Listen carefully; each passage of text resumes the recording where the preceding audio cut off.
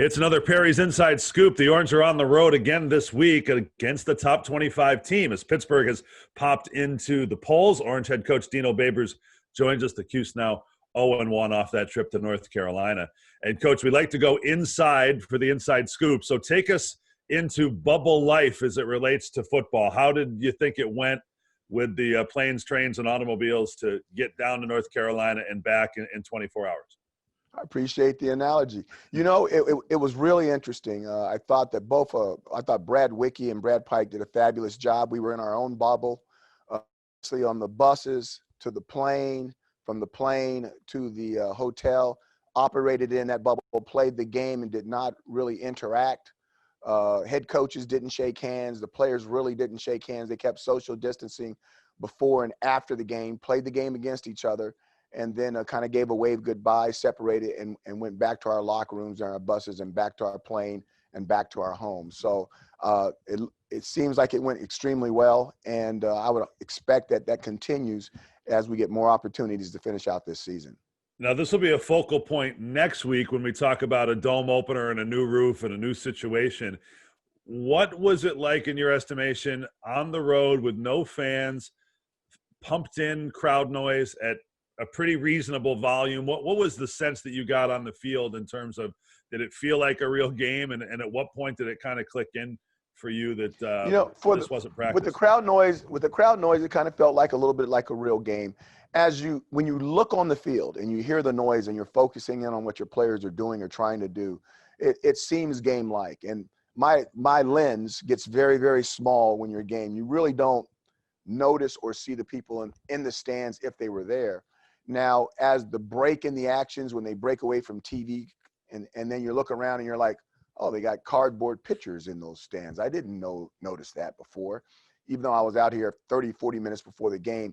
It's kind of that stuff that kind of hits you. But once the game is back on and you're kicking off the ball or you're watching plays in between, you're really focused in on doing your job. And I think that the piped-in crowd noise really helped. All right, and just because we have to ask this, I guess, on a regular basis, keep tabs of it.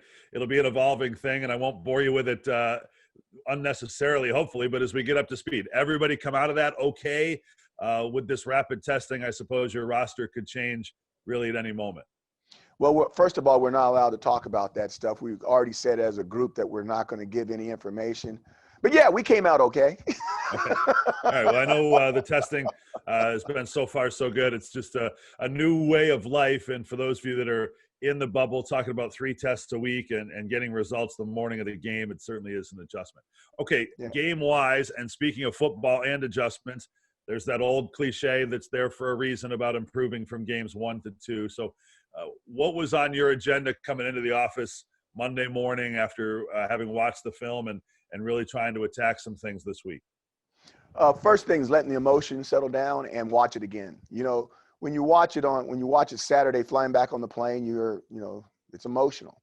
And then you go over it with the team and you watch it again with the team and there's still a lot of emotional because they see it for the very first time. And you asked me the question, so I'm going to answer it. Coming back in on Monday, you try to take the emotion out of it and you start going back through situations, scenarios, not only play calls, but personnel, and just making sure that the rest of the family, I'm referring to the coaches, not the players, the rest of the family is on the absolute same page and there's no gray in what you want on certain situations and what we need to do to give the young men to have an opportunity to be successful. Did you sense, as we did from a distance, that was a game that was there for the taking? I know it got away from you a bit in the fourth quarter, but it wasn't as though you were outclassed on the road. You've got some issues, obviously, but you were right. You were in the ball game, and there seems to be some with improvement, with tweaks, with attention to detail. You're there. You know, I want to say yes because that would be so easy to say, and you'd let me off the hook. You know, I'm going to go somewhere else with this. Here's the thing. If you're not going to be able to run the football on offense, you have to be so pure in the throwing game. You have to be so good in the throwing game. And we've been able to do that before. But it's very, very, very difficult to win a football game if you can't run the football when you want to run it. You don't have to run it all the time, but when you want to run it, to have an opportunity to be successful, and if you can't stop them. The reason why we had a chance in the game is because the defense basically stopped them for 3 quarters in being able to run the football. We have to be able to acquire points during that thing so that the fourth quarter is a balanced game where now they have to take some chances to win the game, and we may be able to capitalize on those chances. So that really didn't happen the way we wanted. Have we worked on some things? Yes, we have. Have we put a light on some things? Yes, we have. And we really should have our most growth between game 1 and game 2. Now we have to go out there and we have to do those things because it's a result-oriented business, and we all understand that. Obviously, it's all connected. The lack of the running game allows them to tee off the 7 sacks and the number of throwaways as well. Let's wrap, Coach, with a thought on Pittsburgh.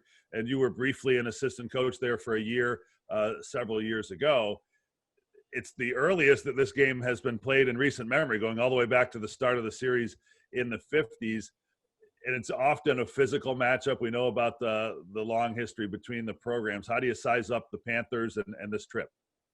You know, again, when you're playing it this early based off of what's been going on with the pandemic, I'd put all my chips on the most experienced team, and the most experienced team is not us, which means we've got to find a way to make up the huge difference. And obviously you look at what's been going on with the game, and we're kind of in the same situation as last week as far as what people think that we're capable of doing.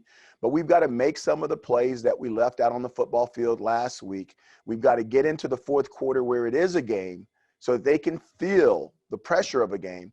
And then we got to make sure that things come out our way. Okay, Coach, thanks for the insight. We'll talk to you next week on the Perry's Inside Scoop. Thanks, Matt.